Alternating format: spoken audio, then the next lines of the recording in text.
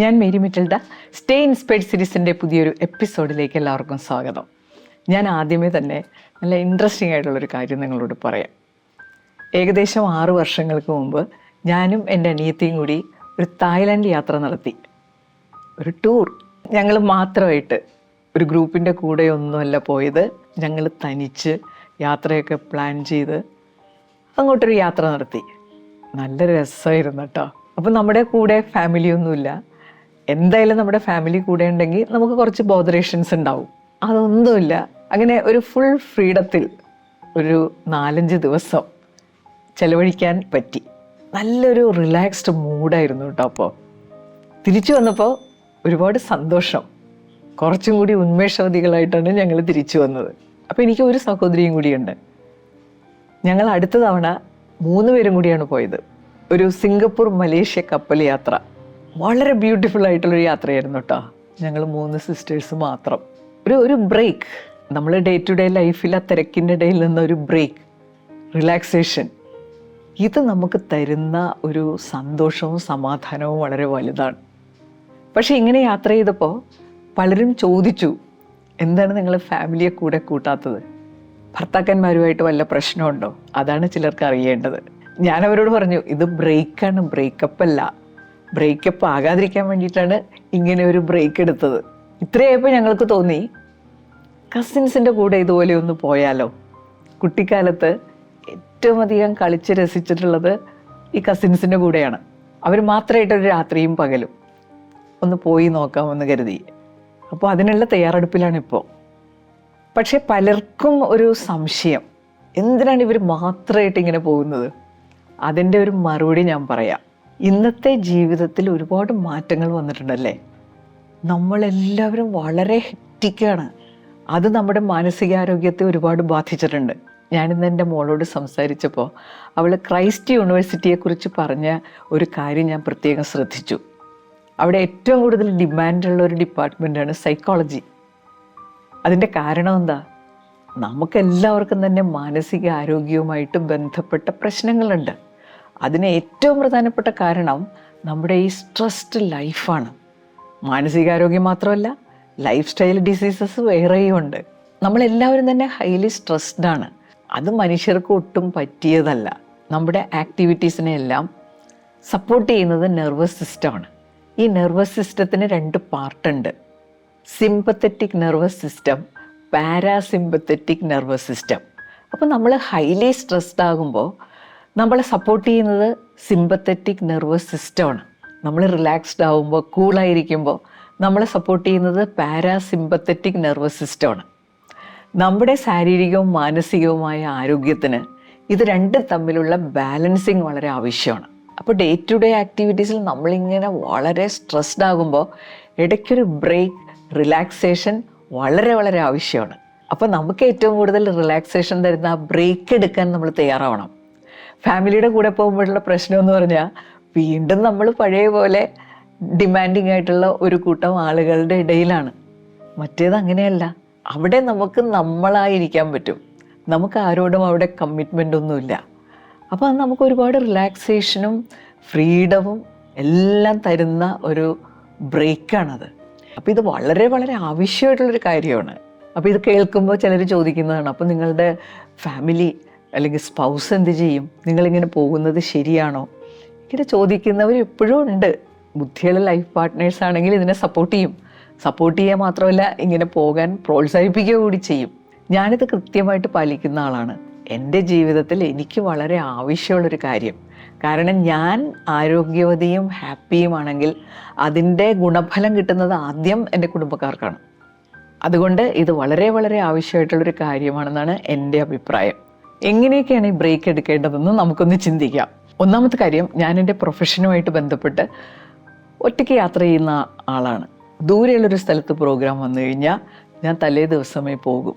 ഒരിക്കലും രാവിലെ എഴുന്നേറ്റ് ഓടിപ്പിടഞ്ഞ് വെളുപ്പാങ്കാലത്ത് വണ്ടി കയറി പോവാറില്ല. അതൊരു വല്ലാത്ത സ്ട്രെസ്സല്ലേ. അപ്പം ഞാൻ തലേ ദിവസമേ പോകും. അവിടെ കൊള്ളാവുന്നൊരു ഹോട്ടലിൽ ഒരു മുറിയെടുത്ത് കംഫർട്ടബിളായിട്ട് താമസിക്കും. അതൊരു നല്ല ബ്രേക്കാണ് കേട്ടോ. നമ്മൾ അതിനുവേണ്ടി പോയതല്ല, വേറൊരു ഉദ്ദേശത്തോടുകൂടി പോയതാണെങ്കിൽ പോലും അതൊരു ബ്രേക്കാക്കി നമുക്ക് മാറ്റാം. രണ്ടാമത്തെ കാര്യം, സോളോ ട്രിപ്സ് നല്ലൊരു ഓപ്ഷനാണ് കേട്ടോ. നമുക്ക് വളരെ സേഫായിട്ട് യാത്ര ചെയ്യാൻ പറ്റിയ ഒരിടം, അവിടെ ചെന്ന് കഴിഞ്ഞാൽ നമുക്ക് നല്ല ഒരു റിലാക്സേഷൻ കിട്ടുന്ന ഒരിടം. നമുക്ക് റിലാക്സേഷൻ വേണമെങ്കിൽ ആ യാത്ര ഒരിക്കലും വളരെ കഠിനമാകരുത്. സാഹസിക യാത്രയൊക്കെ വേണമെങ്കിൽ വേറെ അറേഞ്ച് ചെയ്തോളണം. ഇത് നമ്മൾ ടോട്ടൽ റിലാക്സേഷൻ പർപ്പസിൽ നടത്തുന്ന ഒരു യാത്രയാണ്. അപ്പോൾ അതിന് പറ്റിയ അധികം ദൂരമല്ലാത്ത സ്ഥലങ്ങളൊക്കെ നമ്മുടെ ചുറ്റുമുണ്ട്. അപ്പോൾ അവിടെ പോയി 3-4 ദിവസമൊക്കെ സ്ഥലമൊക്കെ കണ്ട് ഒറ്റയ്ക്ക് താമസിച്ചു കഴിഞ്ഞാൽ നമ്മൾ നല്ല റിഫ്രഷ്ഡ് ആവും. ഇനി മൂന്നാമത്തെ ഒരു ബ്രേക്കിനെ കുറിച്ച് ഞാൻ പറയാം. ഈ ഗ്രൂപ്പ് എന്ന് പറഞ്ഞാൽ നമ്മളായിട്ട് തന്നെ ആക്സെപ്റ്റ് ചെയ്യുന്ന ഗ്രൂപ്പായിരിക്കണം. നമുക്കവിടെ ഒരു മറയില്ലാതെ പെരുമാറാൻ പറ്റണം. നമ്മുടെ കൂടെയുള്ളവരുടെ സാമീപ്യം നമുക്ക് ഒരുപാട് സന്തോഷം തരുന്നതായിരിക്കണം. ചില ആളുകളുടെ കൂടെ പോയി കഴിഞ്ഞാൽ എങ്ങനെയെങ്കിലും യാത്ര അവസാനിപ്പിച്ചാൽ മതിയെന്നാവും.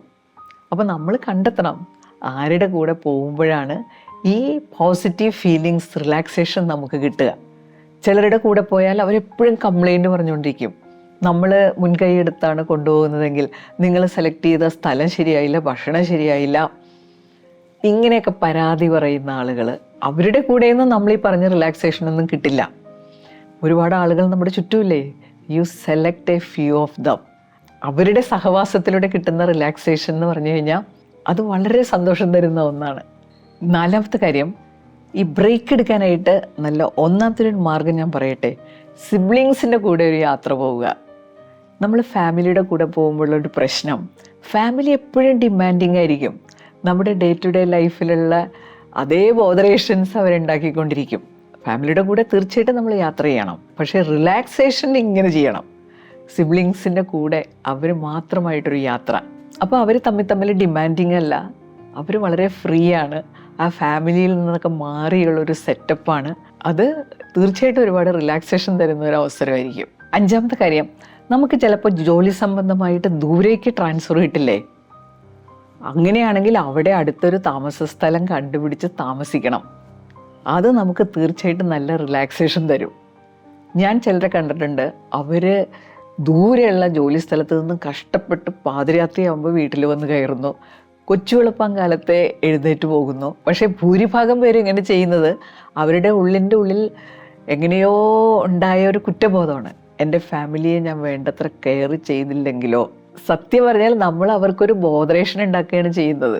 ഈ പാതിരാത്രിക്ക് വരുമ്പോൾ അത്രയും സമയം ഉറങ്ങാതിരിക്കുക, വെളുപ്പം കാലത്ത് എഴുന്നേറ്റ് പോകുമ്പോൾ രാവിലെ അവരുടെ ഉറക്കം പ്രശ്നത്തിലാക്കുക, ഇതെല്ലാം സംഭവിച്ചുകൊണ്ടിരിക്കും. അപ്പോൾ ആർക്കും റിലാക്സേഷൻ ഇല്ലാത്ത ഒരു അവസ്ഥ വരും.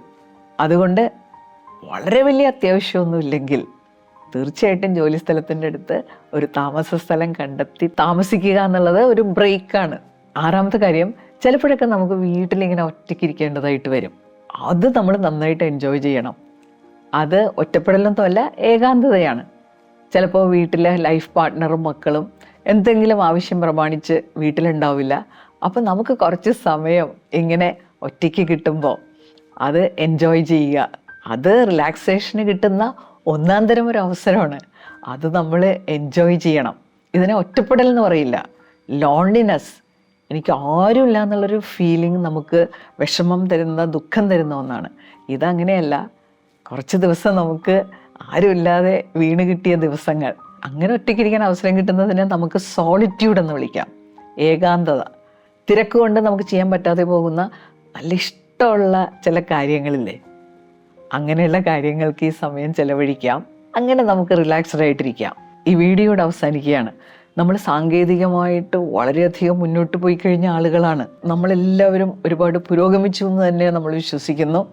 പക്ഷെ ചില കാര്യങ്ങളിൽ നമ്മൾ വളരെ പഴഞ്ചനാണെന്ന് പറയേണ്ടിയിരിക്കുന്നു. പ്രത്യേകിച്ചും ആളുകളുടെ വ്യക്തി സ്വാതന്ത്ര്യത്തിൽ കയറി ഇടപെടുക, അവർക്കൊരു സ്പേസ് കൊടുക്കാതിരിക്കുക, ഇതെല്ലാം ഇന്നത്തെ കാലഘട്ടത്തിൽ നമ്മുടെ മാനസികാരോഗ്യത്തെയും ശാരീരിക ആരോഗ്യത്തെയും തകരാറിലാക്കുന്ന ഒന്നാണ്. ഇന്നത്തെ പ്രത്യേക ജീവിത സാഹചര്യങ്ങളിൽ ഇങ്ങനെ ഒരു ബ്രേക്ക് എടുക്കുന്നത് നമുക്ക് മനസ്സിനും ശരീരത്തിനും ഒരുപാട് സന്തോഷവും ഉന്മേഷവും തരും. അങ്ങനെയായി നമ്മുടെ എൻവയൺമെൻറ്റ്. നമ്മുടെ ജീവിതത്തിൽ റിലാക്സ്ഡ് ആയിട്ടിരിക്കുക എന്നുള്ളത് നമ്മുടെ സ്വാതന്ത്ര്യം മാത്രമല്ല, നമ്മുടെ അവകാശവും കൂടിയാണ്.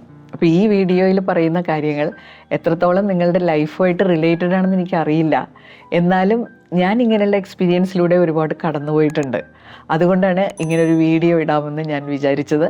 അടുത്ത ആഴ്ച പുതിയൊരു വീഡിയോയുമായിട്ട് നമുക്ക് വീണ്ടും കാണാം. Thank you.